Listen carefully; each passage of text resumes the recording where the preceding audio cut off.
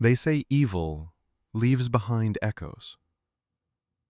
In the heart of one of London's most expensive districts, nestled among embassies, luxury flats, and royal history, lies a house so terrifying, so steeped in darkness, that it's whispered about in both police records and paranormal lore. This is the story of 50 Berkeley Square. For nearly 200 years, this beautiful Georgian townhouse has been considered the most haunted home in all of Britain. The upper floors have seen death, madness, and something worse, something not entirely human. Neighbors claim they heard shouting, footsteps, things being thrown, but the house was supposed to be empty, except for Sir Thomas, who, by that point, was no longer quite himself. When he died, the top floor was sealed, and for years left untouched. In 1879, two sailors from HMS Penelope, Robert Martin and Edward Blunden, were on leave in London. They needed a place to sleep for the night, and the ground floor caretaker offered them the attic room for free. One condition: don't open the door after dark, he said. They laughed it off. Around 2:30 in the morning, Robert was jolted awake by Edward's screams. The door was wide open, Edward was gone. Moments later, he found his friend at the bottom of the stairs, neck broken, eyes wide open, face frozen in terror.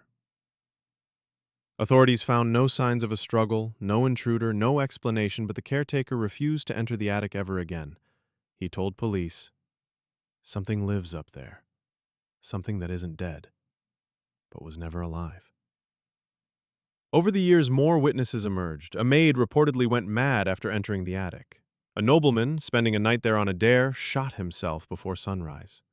All described a similar thing: a woman, twisted, inhuman, with sunken eyes, long hands, and a face like rotting paper. Over the years, more witnesses emerged. A maid reportedly went mad after entering the attic. A nobleman, spending a night there on a dare, shot himself before sunrise. All described a similar thing: a woman, twisted, inhuman, with sunken eyes, long hands, and a face like rotting paper. Some say it's the ghost of a young girl who was imprisoned and abused in that very room. Others believe it's something far older, a demon, or a shapeless, vengeful force that feeds on pain. Today, 50 Berkeley Square still stands, but the top floor? It's sealed, locked away. Staff working in the rare bookshop on the ground floor report footsteps above them, lights flickering, and a feeling of being watched. Paranormal teams who've entered describe equipment failure, nausea, and voices on tape, whispering, "Get out. She's still here." One investigator even checked into hospital for a nervous breakdown after just 15 minutes in the attic. 50 Berkeley Square has been the subject of books, police investigations, and ghost hunter documentaries, but no one has ever explained what lives upstairs. Look up at number 50, and if you see a face in the attic window, don't stop.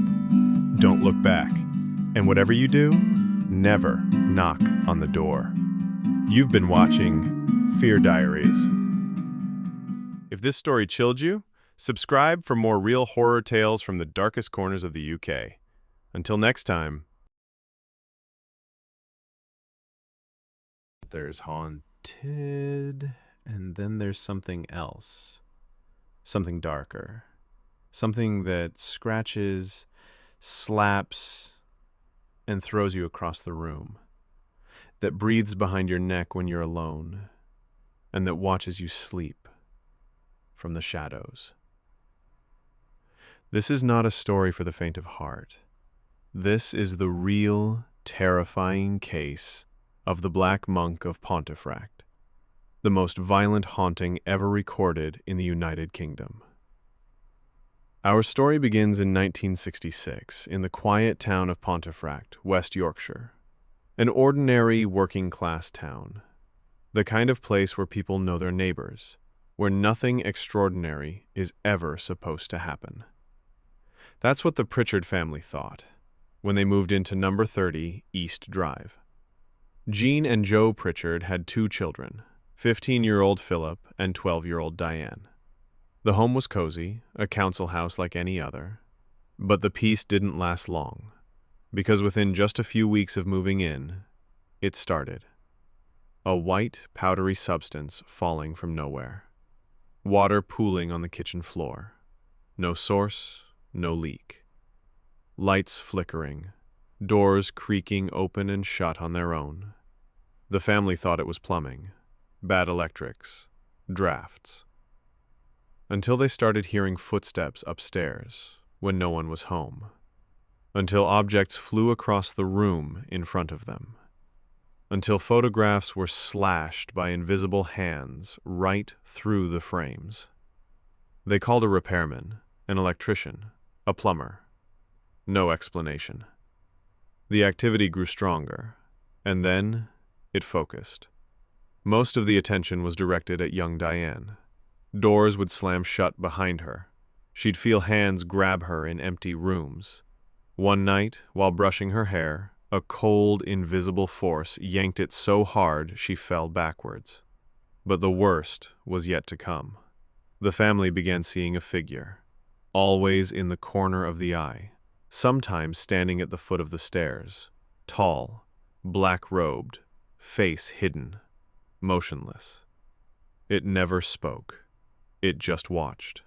And when it moved, it didn't walk. It glided. They started calling it Fred, a name to make it feel less terrifying. But Fred was not a ghost. Fred was something else. Extended family members saw it too. One aunt was lifted out of her chair and thrown to the floor. A cousin was nearly choked by curtains that wrapped around her neck. The Pritchards reached out to local clergy. A priest visited, brought holy water, prayed. The entity responded by smashing the crucifix, tearing down every religious item in the home. Another night, a large drawer was hurled across the kitchen, narrowly missing Diane's head.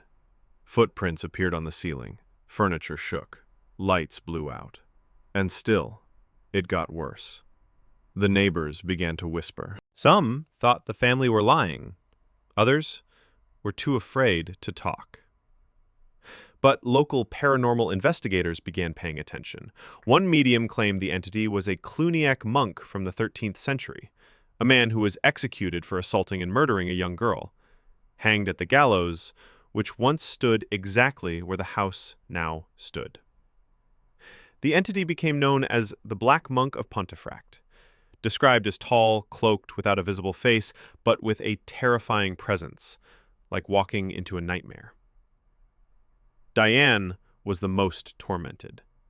Thrown from her bed, scratched, her mattress flipped with her still in it. One night she was even levitated in the air in front of witnesses and dropped. Her screams echoed through the street. The family tried everything: blessings, candles, priests, psychic investigators. Nothing worked. The attacks became daily. A paranormal team reported that even before entering, they heard chanting from inside. One of them left the house and never returned. Another suffered a breakdown. Eventually, after years of terror, the family moved out. But the story didn't end there. Decades later, 30 East Drive was reopened for paranormal research. It remains one of the most active locations in Europe. Modern investigators report hearing deep growling sounds, seeing black shadows pass in front of them, feeling hands push them toward the stairs, objects moving without warning, cameras malfunctioning. Many have tried to explain it: sleep paralysis, mass hysteria, electromagnetic interference, but no one has debunked the monk. No one has proven the Pritchards were lying. And no one has ever spent more than a few nights at East Drive without begging to leave. Today, 30 East Drive still stands. You can visit it, stay the night, if you dare. But be warned, he's still there, watching, waiting. And if you bring a young girl with you, you might just hear footsteps on the ceiling. Or worse, wake up to find the Black Monk standing over your bed. You've been watching Fear Diaries. Real horror, real hauntings. Subscribe for more stories that aren't just legends. They're history. Until next time, sleep tight.